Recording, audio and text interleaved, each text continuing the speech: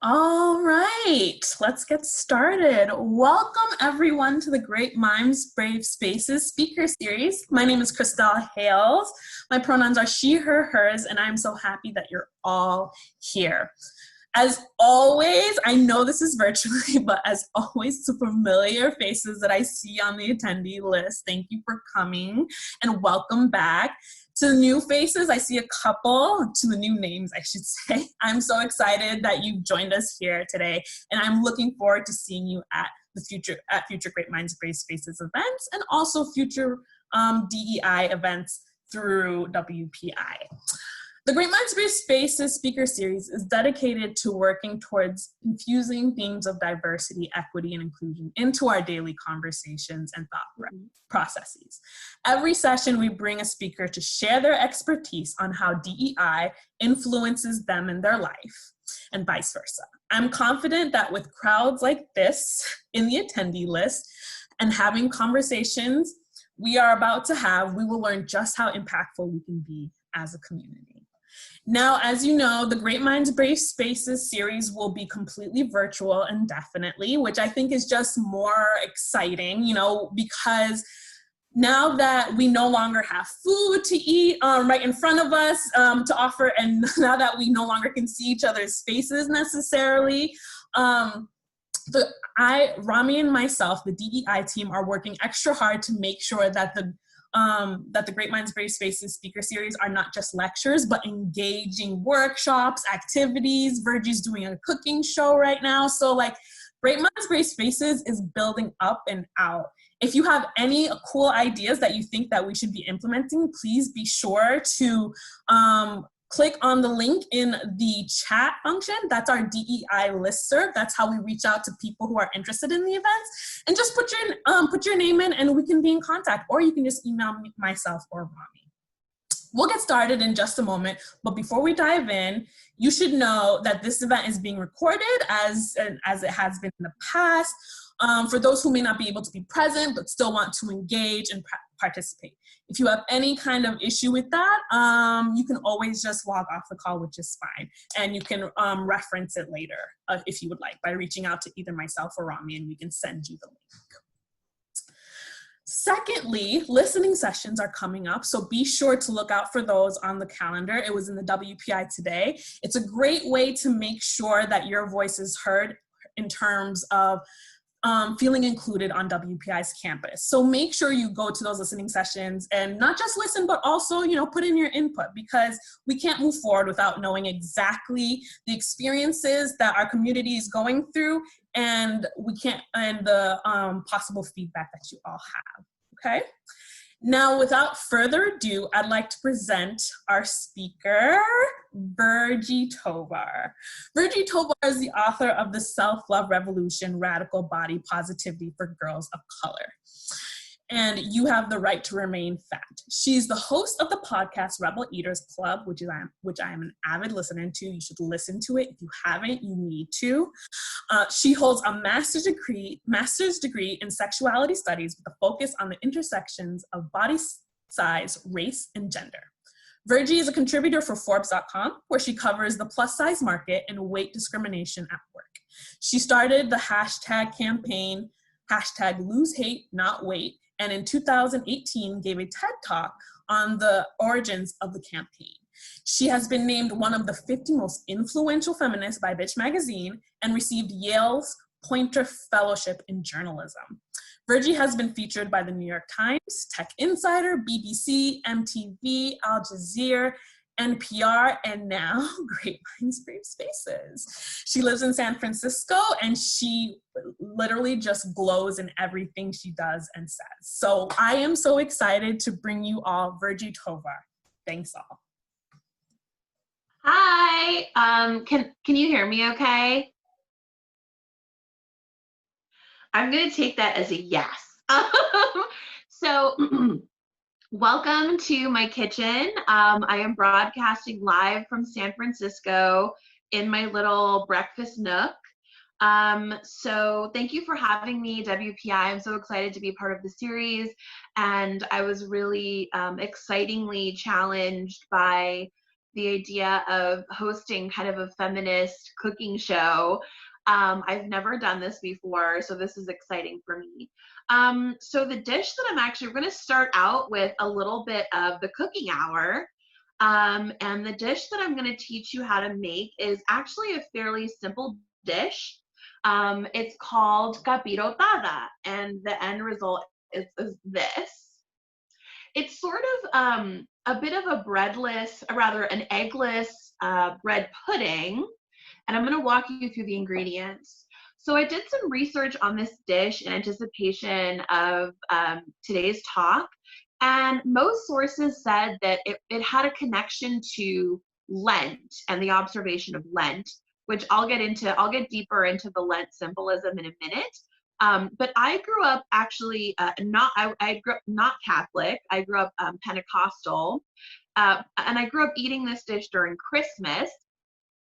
So it's a dish that has what we consider in the United States fall and winter spices. So cinnamon, cloves are an optional ingredient in the dish. And I thought that it felt like a perfect thing to teach you for the day after the autumnal equinox. Yesterday was the autumnal equinox, and we're coming into fall, and the spices felt very on point and on season. So I'm going to walk you through the rest of the ingredients, and then I'm going to kind of put it together and tell you some stories.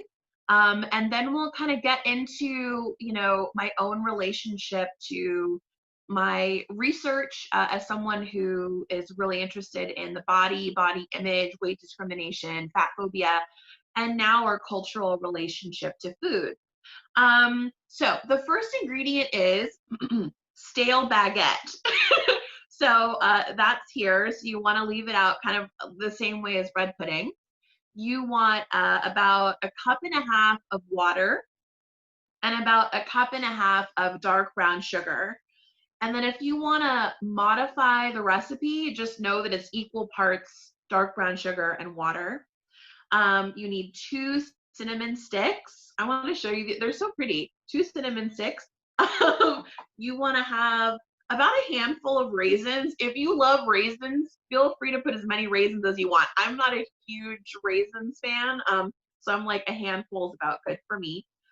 You need some butter. So I have about 2 tablespoons of butter here.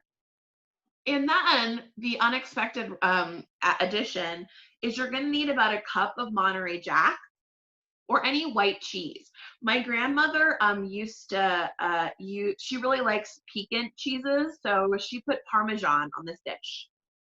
So to get into kind of like the Lent symbolism is really fascinating because the dish kind of represents the Eucharist, the transformation of food into body. So the bread represents the body of Christ, right? Like, so Lent is the sort of the observation of the resurrection of Jesus Christ, right?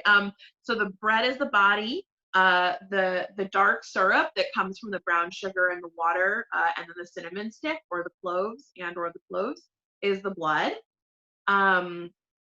The cinnamon sticks represent the cross, and the cheese represents the holy shroud, the white shroud that sort of like, according to the Bible, Jesus was buried in after being crucified. So that's again, like, I grew up not observing the Eucharist, so this was all new research for me. I just understand this dish as like a Christmas dish, and I think what's interesting, right, is that it was kind of, I was realizing, I think that there is this idea that like Mexican food is, accessible and sometimes even pedestrian. And I think what's amazing is really, like, I grew up, the idea of having like a sweet dish with a piquant cheese, like a Parmesan added to it, was kind of my first introduction to, a gourmet type experience. So I think it's interesting that in some ways, right, like I associate my introduction to urbanity, like living in San Francisco and going to college, and really entering sort of the white world as my introduction to fine dining in some ways. But when I was thinking about this dish, I was like, oh, that was my grandmother was actually the first person who introduced me to kind of these unusual flavor combinations. Okay, so we're gonna keep going. So what you wanna do is, and I'm gonna stay here, I have everything prepared, so I'm not gonna go to my stove or anything, but I'm just gonna walk you through the steps. So the first thing you wanna do is you wanna bring the water and the sugar to a boil, and you add the 2 cinnamon sticks. Okay, so just put the water and the dark sugar and the cinnamon sticks in a pot, throw them on the stove, turn it on to a boil. Once it starts to boil, then turn it down and let it simmer for 10 whole minutes, okay?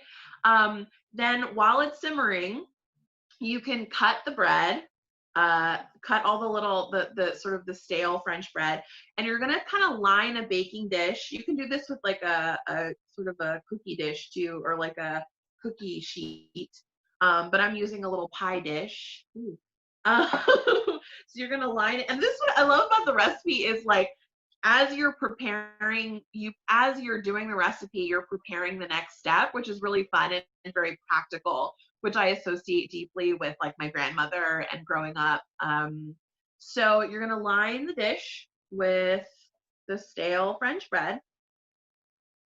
Okay. I'm gonna do that right now. We're about done. So you see, like, we've got 1 layer. You're free to do like 6 layers if you want. Just keep repeating what I'm doing right now, but I'm doing 1 layer for us. I'm gonna add the raisins. You just like drop them on there. Ooh, so cute. It smells really good. I'm gonna show you this. So we've got like the bread with the raisins on top. Then, I mean, I already made the syrup, but like, at this point you will pour the syrup on top. Oh wait, yeah, no, let's do it. No, actually, let's do the butter. I apologize. So the way that my grandmother did it, is that you would sort of cut up the butter. So let's do this. We've got a little chunk, and then she would kind of just drop little beautiful droplets of butter all over the dish. Now, some of the recipes that I looked at recommended buttering every single little piece of baguette, which I love. I mean, I love like a ritualistic recipe that requires like lengthy sort of repetition because I think there's something really cool about that. But my grandma was a busy lady. She was always making food for like 7 people, and she had to do everything, and she was sort of like the queen of the house. And so, she was like, I'm not buttering every piece of this thing. I'm just going to drop my droplets of butter. Okay, so we've got the droplets of butter. I'm going to show you again. So there's some butter on top. Always lick fingers following butter touching. Now we're going to put the syrup on top. So we've got this going. Oh my gosh, it's so pretty. And it's very aromatic. Like I was saying, you can add cloves to the syrup to add a little more spice. I was honestly kind of curious about maybe trying even mulling spices if I did this again.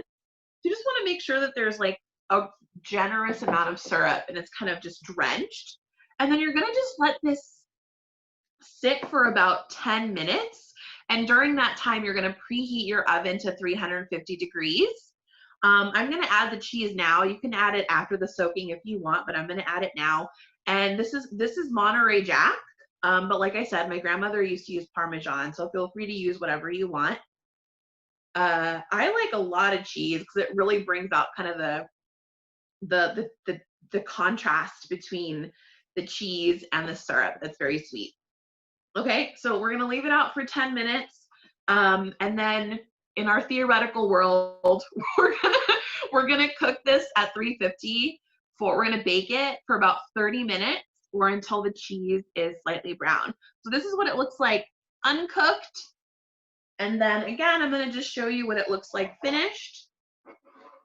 It looks like this. And you can see kind of the cheese has gotten a little bit hard and a little bit brown. And I actually made this last night and it was super delicious.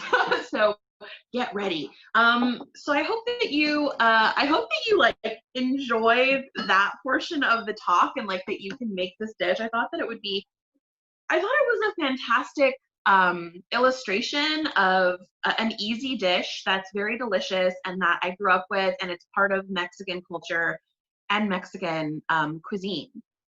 So I want to, I keep referencing my grandmother, and I feel like it would be a missed opportunity if I didn't tell you about her, because she is such an influential person in my life. So my grandmother, as I mentioned, used to make this dish around Christmas.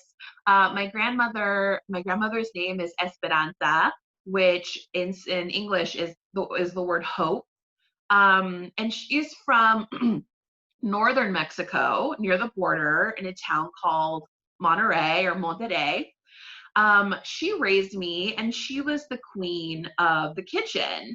And in a lot of ways, as an adult, it's interesting, right? Because I was thinking about my relationship to cooking and to food over time, and I'm going to get into that in a minute. But in a lot of ways, my earliest memories are of her always being in the kitchen.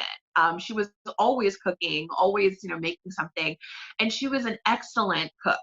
And it's interesting as a feminist now, looking back, and really the kitchen was her domain. And I think as a woman who was born in 1940, she grew up with sort of, a very healthy amount, unhealthy amount of misogyny. She grew up in a culture, in a time, certainly in North America generally, where women didn't have a lot of opportunities, where women, if you think about it, right, like, abortion was not available until 1973, birth control was not available until 1960. So, she's a woman who's coming of age when her role is really to be in service to others and to men, primarily.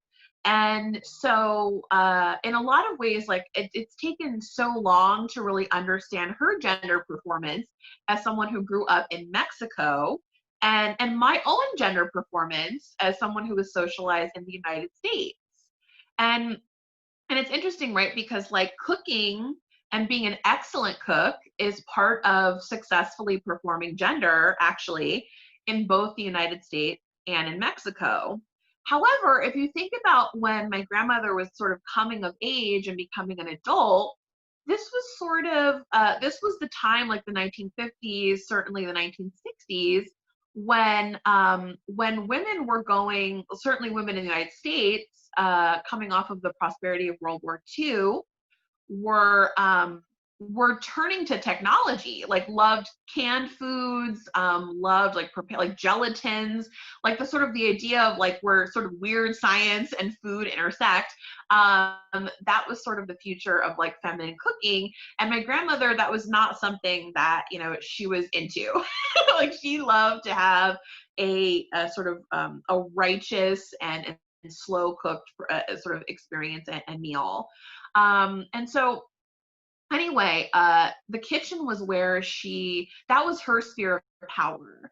And I think in a lot of ways, like my grandfather was sort of, he was the provider, and he was interested in that performance of masculinity, of being sort of, this really brazen, sort of like, I don't know, like he never shied away from a fight or a challenge.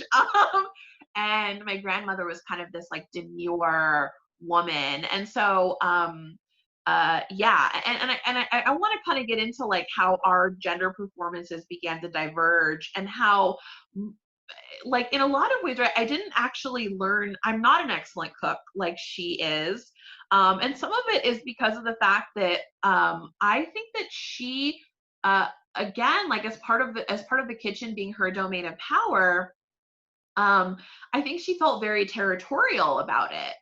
I think some part of her was like, you've got to get your own education on this, right? Like, I'm not going to be the one who teaches you, because this is like, I'm not trying to share my crown with you, which I think is really interesting and cute. But I think also, I think some part of her thought that, that I would not have to have that skill because I would be the kind of woman who was educated. And that was another thing that was and has been an interesting source of like our difference, but very common in the immigrant experience, right? Like, you know, the idea that you have children and they're going to be better than you and they're going to sort of essentially, right, like adopt the customs and the ideology of the place to which they immigrated. So I think in some ways she didn't feel like I needed to learn those things because she was like, well, you're going to get a college degree. You don't need to earn your salt by being an excellent cook. You're going to be an expert in something else. So anyway, like I mentioned, she was born in 1940. Her cooking was highly prized and highly coveted. One of the things that's very common in more traditional Mexican households in Mexico now is the making of tamales or tamales, like the sort of anglicized tamales. You know, after Thanksgiving, you deconstruct the turkey and then you set up a little industrial food line, and everybody has their role in stuffing and rolling the tamales. And then you freeze them and you give them away slowly over the following months. And my grandmother, everybody knew that tamale season was coming up in my neighborhood. And everybody would act on their best behavior to make sure that they got on my grandmother's tamale gifting list. And I think this is another way that like gender is really fascinating, right? She has this very demure, sort of quiet, sort of, you know, almost like debutante style femininity, and you know, and part of that was sort of like her knowledge that her cooking, she could kind of like leverage it to sort of exercise power in our neighborhood, which I think is fascinating, right? So and later in life, as her and my grandfather aged, she would barter her delicious cooking to get things for the family. So my grandmother had a racket / an agreement, right? I mean, she would not call it a racket, but I love a racket. That's a good word to me. But like, you know, she had an agreement with our doctor because the medicines that my grandmother and my grandfather needed were very expensive. And she said, listen, you know, like, how about this? You give me samples, I'll bring you my cooking every week, and we'll have a trade going, and I'm not paying these medicine monies and you get my cooking. And, you know, my doctor completely agreed to do it. So they had essentially, like, my grandmother's cooking subsidized my grandmother and grandfather's healthcare and medicine for years. So I think that kind of like that sort of stuff really fascinates me. And anyway, in conclusion, my favorite line from a song that you might recognize that describes her is that, you know, she loves Jesus and America too. So I began exploring my own relationship to food recently when I started hosting a podcast called Rebel Eaters Club. And it really pushed me to interrogate the history of my relationship to food, as well as our cultural relationship to food, which is actually uniquely characterized by anxiety and fear in the United States. And this is in sharp contrast to my upbringing, and I'm going to get into that in a minute. So I thought I would kind of break the rest of this talk up into kind of chapters. And so chapter 1 is my introduction to food. So I grew up in a Mexican household, and I think food at its very beginning was, you know, it was a source of pleasure. It was a source of enthusiasm and excitement. If you've ever watched a kid eat anything, you know, you kind of get the sense of like the pure pleasure and joy that food is meant to provide human beings. So I think, like, you know, before it had overlays of identity and gender performance and, you know, cultural meaning, it was merely, you know, something that I enjoyed, something that was like a source of excitement and you know, enthusiasm. And as I got a little bit older, I began to see the way that I ate at home was different than the way that I was sort of seeing American, quote unquote, American white children around me eat. And I remember that was probably my first introduction to like code switching or a notion of hybridity, or the notion that, that I have an identity at home that's different than the identity that's maybe the prevalent identity at my school. And I remember food at that point began to sort of be associated with shame.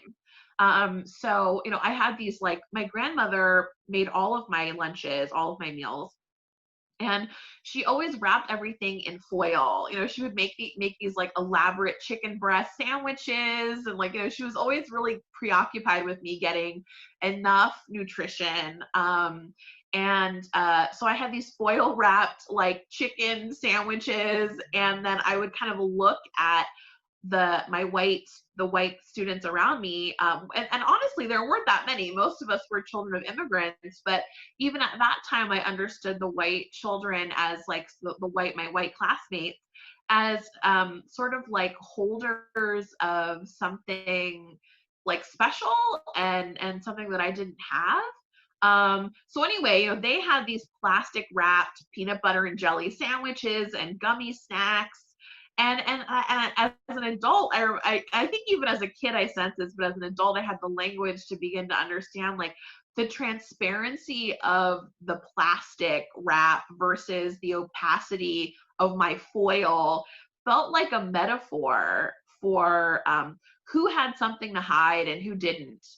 And I just remember the plastic, sort of like the ability to see through the plastic, had this very special meaning to me.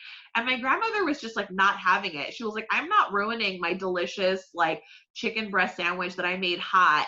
Like, we're going to try and preserve some of that heat through the foil, and that's just not going to work with plastic. And just kind of, like, the envy of the plastic is fascinating to me.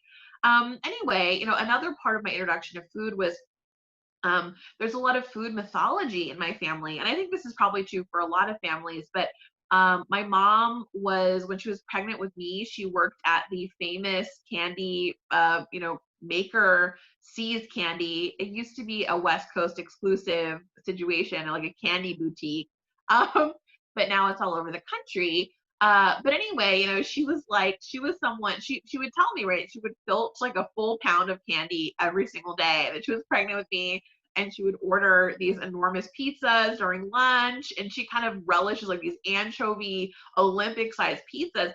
And it's interesting, right, because, like, I grew up hearing the mythology of these delicious, ornate, like, pregnancy meals, but the context I would later learn was that, she, like a lot of women, had been socialized into disordered eating. She had an eating disorder, I now realize in adulthood, in retrospect. And like a lot of women, she got the messaging that pregnancy was a time during which she could eat whatever she wanted, because that was a good thing. And so, I think coming off of essentially, like, really, really hardcore food restriction, pregnancy was probably, like, this very welcomed opportunity to be where it's socially okay to eat as much as you want. And so I think she really relished in that, and that was sort of part of the mythology of growing up. Not the eating disorder, but the food that she got to eat when she was pregnant. And then there's other things, right? Like the other food mythology, piece that came up as I was thinking about today was, there's a sort of a game that that is common in Mexico and actually other countries as well, where you put, three things in front of a baby. You put, like, a dollar, a book, and then an item of food, like a cookie, and you see which one they pick, and that tells you about who they're going to be and who they're destined to be. And the mythology in my family was that I saw all three. I picked up the cookie first and put it in my mouth, and then I picked up the dollar and the book, and I had all three. And I mean, I don't know. There's a part of me that's like, really, did that happen? But it's like that kind of very visceral, like the cookie in the mouth. I just, like, there's just something really powerful about that imagery. And so, and I think, sort of coming, like, the next part of the story really was around understanding food as part of my family's assimilation, on some level, to the American dream, and upward mobility. So my grandfather, came to the United States without being able to speak English, and so he started out very low in the totem pole, in his company, and then he slowly moved his way up, and then got to the point where he was making good money and was supporting 5 people with his income. And there was sort of like I remember like the celebration and the pride of being able to take the family to places like Spangers. Spangers is like a local sort of seafood restaurant that's kind of fancy in Berkeley, and Red Lobster, and just on Sunday afternoons after church we would always go out to eat, and that was a huge part. And I remember sensing the pride of my grandfather and my grandmother at the ability to be dressed up and going out and eating shrimp, right? Like eating all you can eat shrimp. It's like, it's like, I mean, and you can imagine, right? Like somebody who grew up poor in Mexico is now not only in the United States, but is eating all you can eat shrimp, right? And I think there's something really powerful about that. And as I've researched for the podcast and my own interest, like restaurants and public eating, experiences of eating outside of your house have long been tied to the performance of upward mobility, and has been a big part of the immigrant story. The restaurant is also where people of all different cultures and backgrounds convene. And they might not, be having like these deep, incredible connections, but they're like melding, aesthetics and things like that. And it just fascinates me. So I remember the pride of my grandfather sort of like at the performance of being able to eat out. And it was like, it was for the people at church. It was for the neighbors. It was for the family to be able to see that my grandfather was a success, that he was an excellent provider, and that my grandmother didn't have to go to work, that he was such an excellent provider that my grandmother just got to like hang out and cook and clean all day. And she didn't have to have a job. And that was like a huge source of gender. Like it was a huge affirmation of gender, I think, for both of them. And it was also, it was like a way of performing like, we earned the American dream. And I grew up with that very clear bootstrapping pro-assimilation messaging, which is interesting to me as an adult, right? Because like I'm in a lot of ways, my politics are extremely radical, and are anti-establishment, and and like want to undo gender and like all these kinds of things. But like of course my family's mythology around bootstrapping has impacted me deeply. So this leads us into chapter 2, actually, which is my introduction to diet culture and fat phobia. So I was introduced to fat phobia, which is essentially a form of bigotry that positions fat people as inferior, when I was about 5 years old. And I did not learn fat phobia from my family, but I would later learn that my family all believed that they were too fat. Like I grew up with a fat family. They all really loved me, and I never heard any kind of shaming messaging from them. But once I was introduced to fat phobia, I began to see that they had bought into fat phobia as well. And everybody was always on a diet, or as in the case of my mother, had a full-blown eating disorder.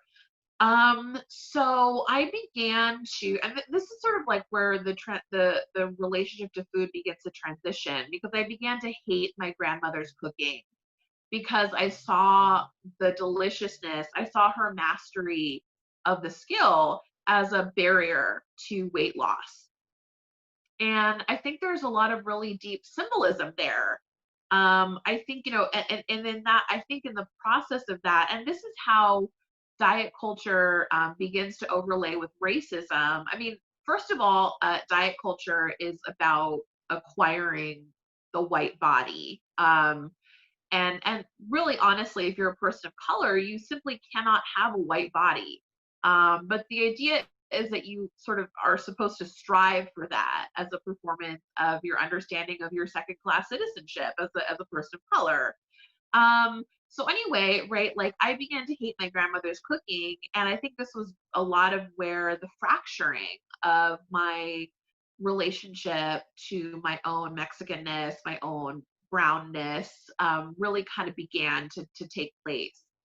And so essentially, coming off of learning fat phobia, I was essentially told that like being fat is a sign that you are doing something wrong. You have to stop eating or eat less and move more, and then you'll become a thin person.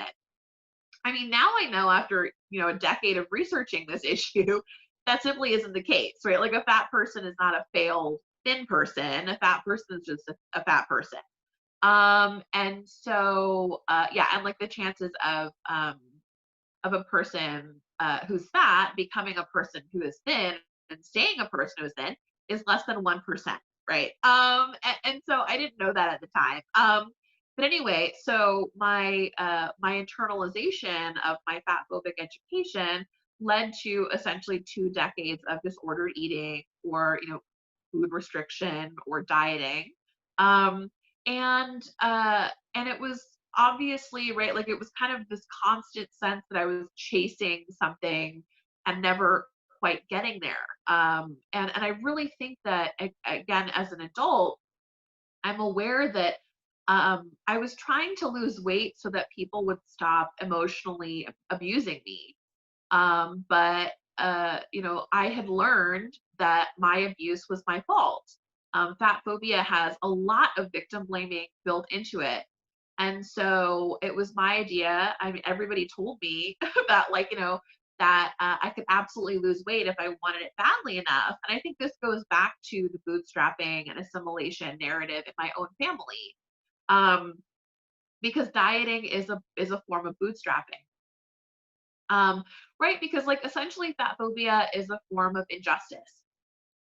Um, and you cannot end injustice by asking the individuals who are experiencing the injustice to adjust to the injustice. The solution to injustice is to end injustice. But in the form in sort of how fat phobia manifests, essentially there's this idea that the fat person should become a thin person, and therefore that's the solution to the individual experience of fat phobia. And this maps entirely onto the sort of the individualistic bootstrapping mythology of the United States, which states that anybody can have anything if they work hard enough. And so I having seen that, watch my grandparents do that economically, I think it really impacted my sense that I could achieve this expectation and assimilate, that I could work hard enough, that I could be disciplined enough to become the right kind of person. And essentially, I really hated my body and I really wanted to get rid of my body. And I had bought the idea that there was a thin person inside of me who was trying to get out. And that self-hatred mapped onto my femininity and also my race. My hatred of food became a way that I could starve and harm my brown feminine body. I don't think that's an accident, right? We live in like a racist, white supremacist, and misogynist culture. And so dieting became a form of bootstrapping, and it became a way of performing not only my second class citizenship as a woman and a person of color, but also as a way of performing my desire to be American. And dieting already always means that when you're a person of color. So I think that's really important, right? Like the dieting for people of color is about the performance of, I will strive and be uncomfortable perpetually in order to have the right kind of body according to the country where I live. And then for women, there's this amazing sociologist named Sandra Gilman, and he wrote this line that really blew my mind when I was first doing this research around diet culture and stuff. He said that dieting is a way that women perform the understanding that they understand their role in society. So I think that dieting, I mean, what's interesting, right? Again, coming off of a decade of researching this, dieting is extraordinarily and undeniably unscientific. And so it's fascinating to live in a country, the United States, that is so preoccupied with its own sense of empiricism, that like really thinks of itself as a data-driven society. I mean, certainly, like, you know, I think certainly like the elite in the United States think that, but there's these practices. I mean, racism is one of them, but certainly diet culture and dieting. 38 million Americans go on a diet every single year. It's probably more than that because I think a lot of people don't identify what they're doing as dieting. But essentially, they undertake restricting food in order to become a smaller size, which is what dieting is. And they're engaging in an activity that everybody knows. I mean, academics know this is not a scientific process. They know that it doesn't work longitudinally. They have the evidence. There's no questions about it. But it's so incredibly controversial to sort of say like we need to stop dieting, right? Because dieting is so connected to the idea of betterment, the idea of an individual improvement, and again, bootstrapping, which is core to the American mythology. So this kind of moves into chapter 3, which is fat activism, my introduction to fat activism. So I was in graduate school for sexuality studies, and I began to be really interested in thinking about, you know, gender and fatness. And I ended up doing research, qualitative research with women of color who identified as fat, who grew up as fat. And I was interested in seeing how race and body size had affected how their gender trajectory looked.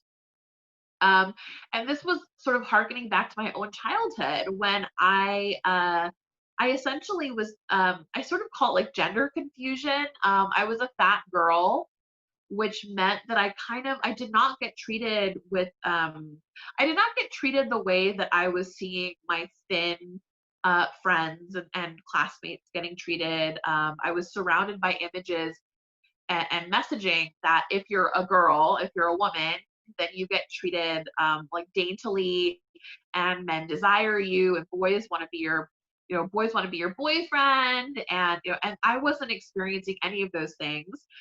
Then when I wanted to find clothing that was popular, it was never in my size, and so I was like, wait, you know, if I can't fit in anything in the girls department, then am I a girl?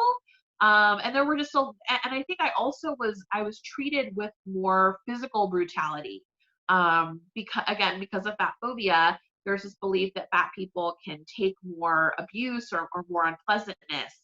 So there's a dehumanization component.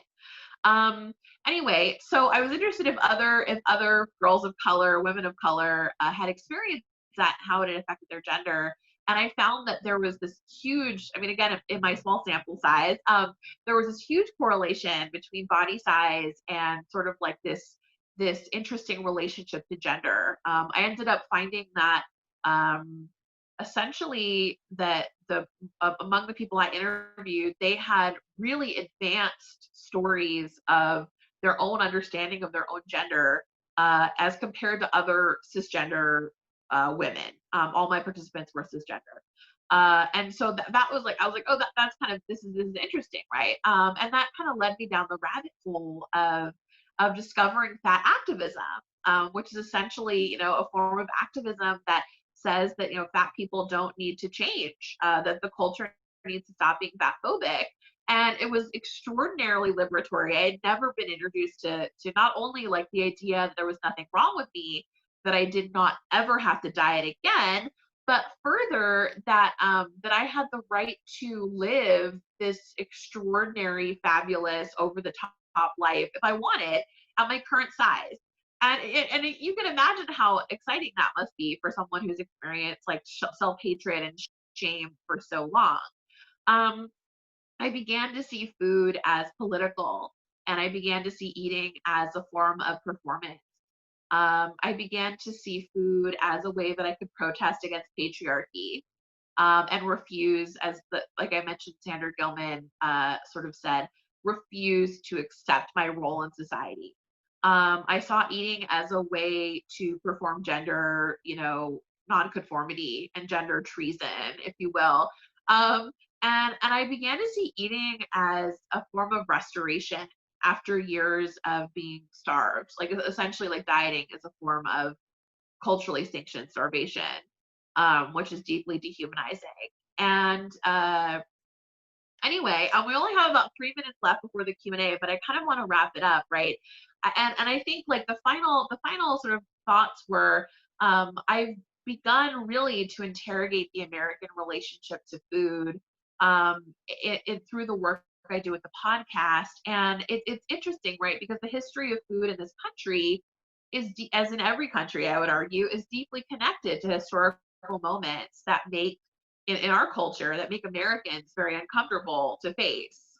In our country, those things are slavery, colonialism, and the building of a white nation.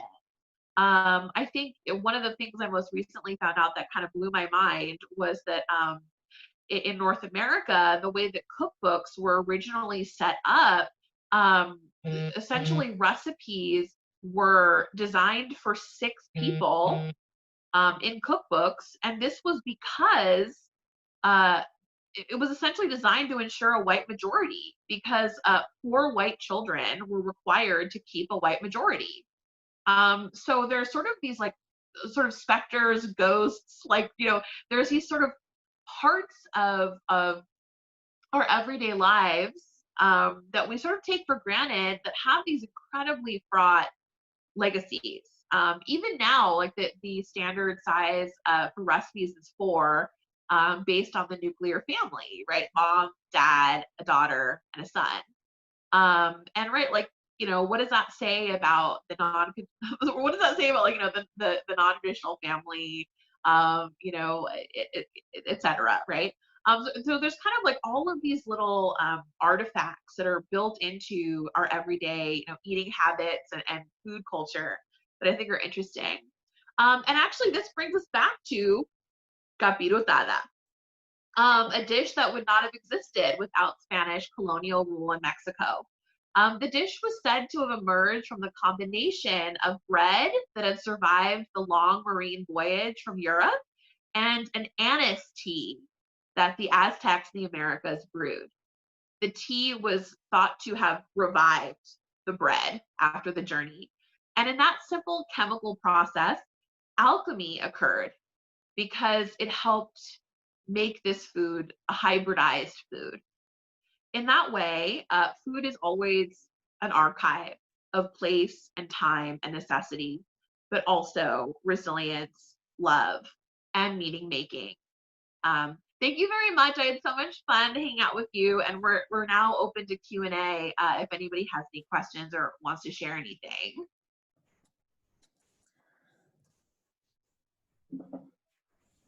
Hi, friends. My video is currently loading, so forgive me, but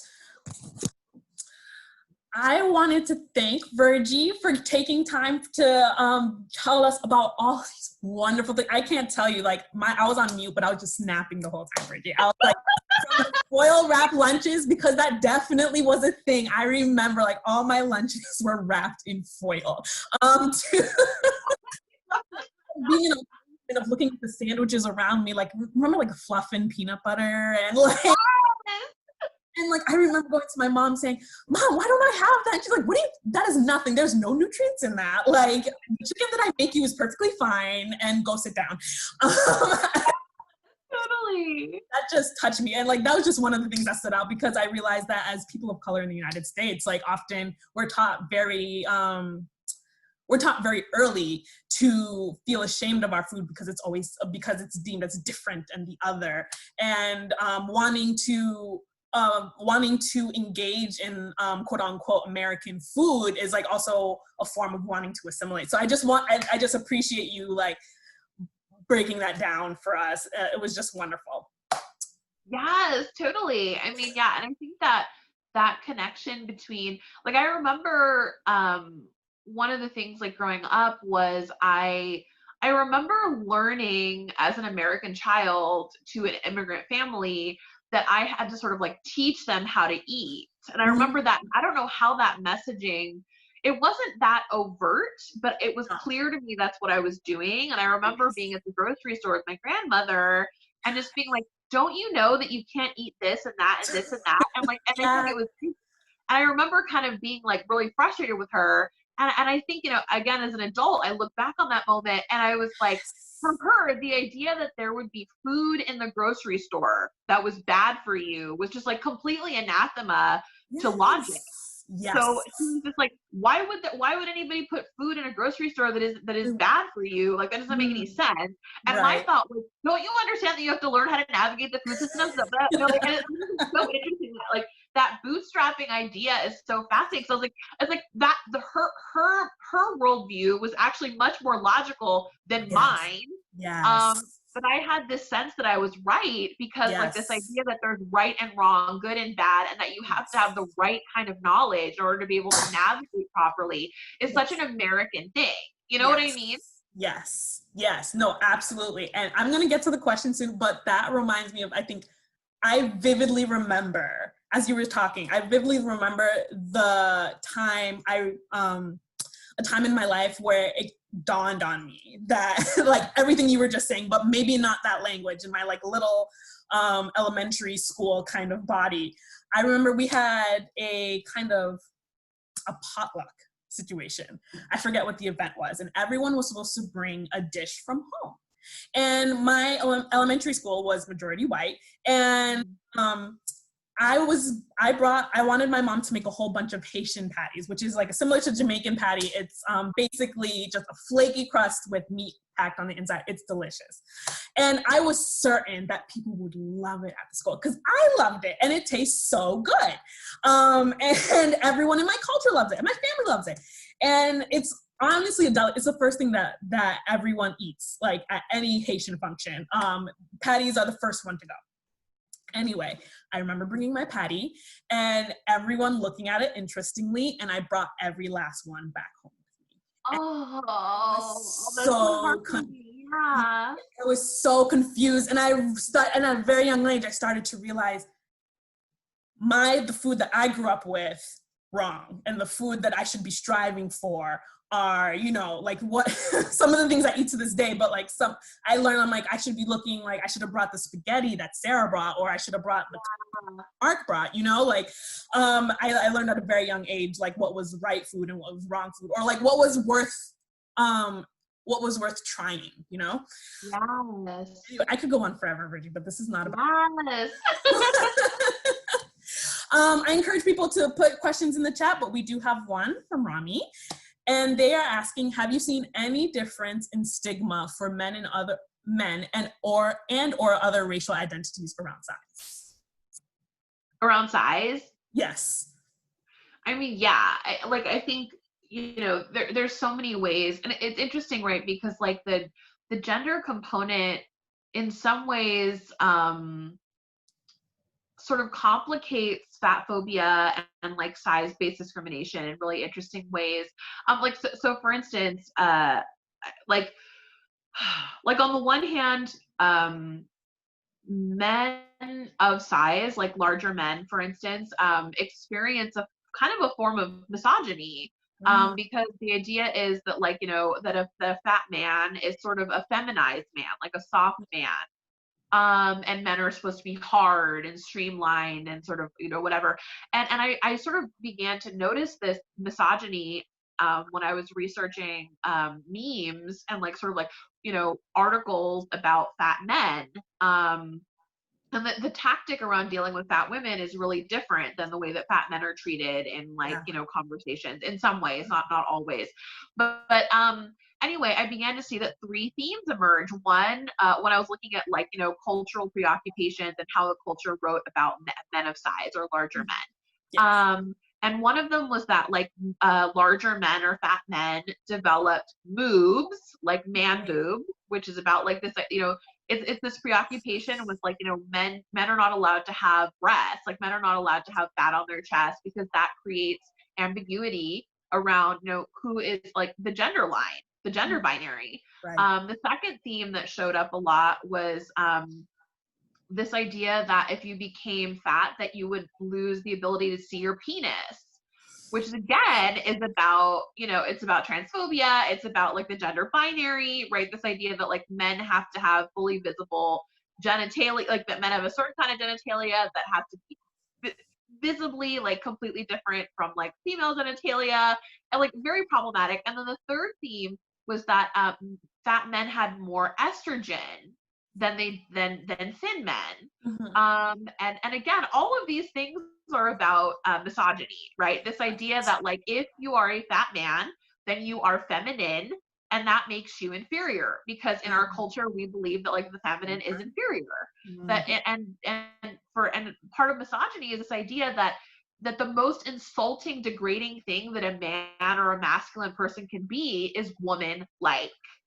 And so I saw a lot of that. So I do think there's a lot of like misogyny that's actually interestingly woven into the fat phobia that men experience, or masculine people experience.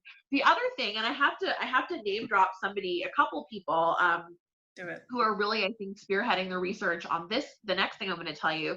One of them is Kiese Lehman, who wrote the book Heavy, and then another person named Deshaun Harrison.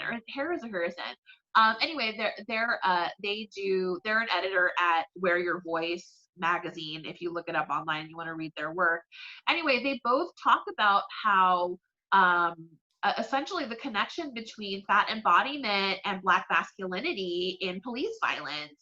Right. So a lot of the men who have been essentially like killed by the police are fat men. Fat Black men or fat Black children.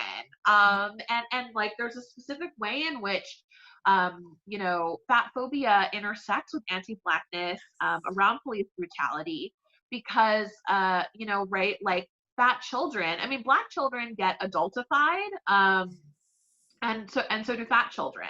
So the kind of the compounded reality of like adultification happening vis-a-vis fat phobia and anti-Blackness creates a hyper visibility of like Black boys and young men to the police.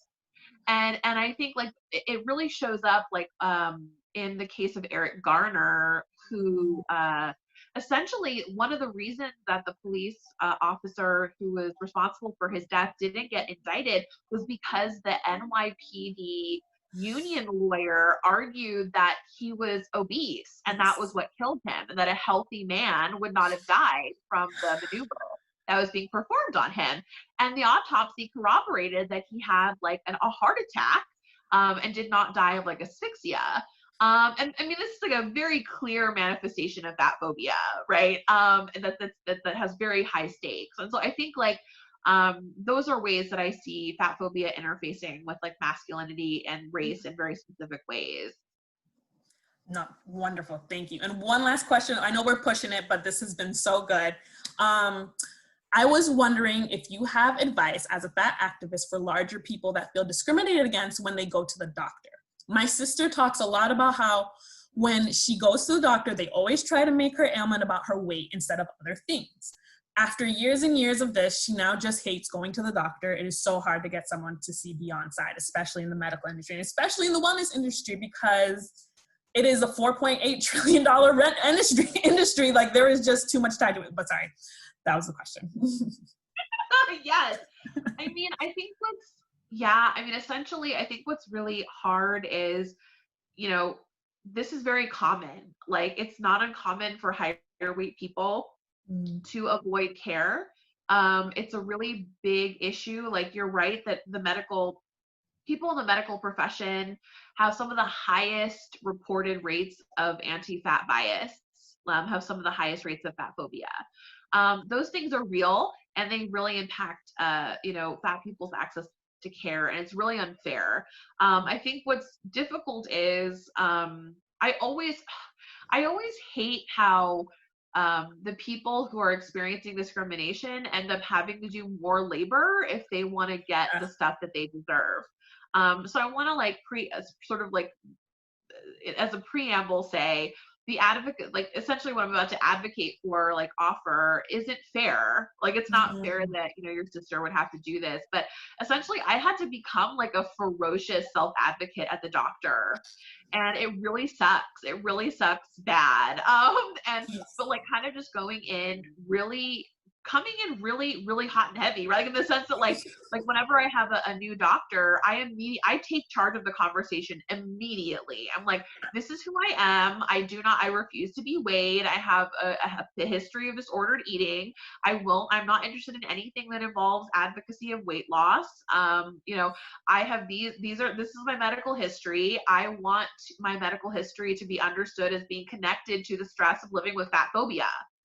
And you're going to respect my boundaries, and I think, honestly, I think it's been fairly effective, right? Like, I mean, I can't, like, that conversation isn't going to change someone who has deeply entrenched bias. Like, it's not going to change their mind, Right. but it's going to like signal to them that you have these boundaries and you're not willing to kind of budge on them. I think recently I have been more interested in sort of like doing the grunt work of finding someone who is a better practitioner. And it's hard because there are very few, I mean, as you mentioned, like there are very few doctors who are on board with this. But I do really think like essentially it's like the combination of self-advocacy, being very clear about what you want, being very clear about the fact that like there's entrenched bigotry, and kind of like, I think, one thing that has helped me, my introduction to medical self-advocacy was actually through feminism before it was through fat activism, through the lens of fat activism.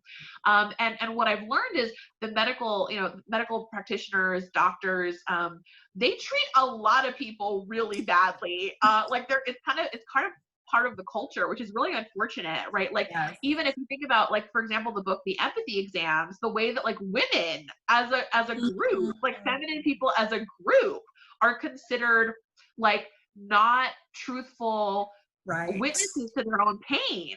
Yes. And so it's useful to, I mean, like, absolutely, fat phobia is a real thing, and doctors have it. But like sometimes it helps to remember that, like, when we're self-advocating as a fat person, we're actually kind of like self-advocating for all the people who the medical industry has and currently does pathologize. And that's not just fat people. And it just kind of, I mean, for me, it always helps to be like, this person isn't treating me like, necessarily like, I guess what I'm saying is like, I might be getting treated this badly just as a woman or just as a person of color. I know that's like abysmal, but somehow it makes me a little bit like, okay, it isn't just that phobia. They actually treat like most people pretty terribly. And so how can I sort of be an activist, not only for myself, but for others? And I think the last thing I'm going to say is, as hard as it is, like, don't give up. Don't give up on the idea that you have the right to be an empowered patient who gets treated with dignity and humanity, and you have the right to find somebody who can do that, or who's willing to like learn how to do that, and those people actually exist. So yeah, those are my thoughts. Wonderful. Virgie, thank you so much. You've just laid out a cornucopia of knowledge and wonder and intellect. I just really appreciate it. Thank you so much. Everyone, this is the end. Be sure to reach out to Virgie through her podcast, through her Instagram. Like, you literally just put Virgie in Google and Virgie shows up. So you can follow her on her social medias. She's great to follow. I know that personally, and I am done fangirling. But everyone, please make sure that you also put your name into the DEI listserv so that you can take a look at other future Great Minds Brave Spaces. Thank you, everyone, for coming, Virgie especially, and have a wonderful day. Bye-bye. Bye.